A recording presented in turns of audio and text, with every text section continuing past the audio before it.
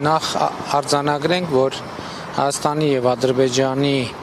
միջև խաղաղության եւ միջպետական հարաբերությունների հաստատման համաձայնագրի տեքստի վերաբերյալ բանակցությունները ավարտված են տեքստի համաձայնեցմամբ, ինչը կարծում եմ ըստ էության մենք արդեն արձանագրեցինք, որ տեքստը պատրաստ է ստորագրման եւ մենք պատրաստ ենք սկսել քննարկումները ստորագրման ժամկետների եւ տեղի մասին, որ այս պահին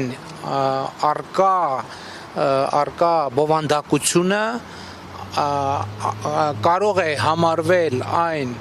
փոխզիջումային տարբերակը, որը կարող է ընդունելի լինել եւ ըստ էության այո, այս հանգամանքներում ընդունելի է Հայաստանի Հանրապետության համար։ Խաղաղության համաձայնագրում կա երրորդ երկրների ուժերի տեղակայման մասին։ Սա նշանակում է, որ խաղաղության համաձայնագրի ուժի մեջ մտնելուց, ինչպես Հայաստանը, այնպես էլ Ադրբեջանը երրորդ երկրների ուժեր չպետք է տեղակայեն, սրանից բխող բոլոր հետևանքները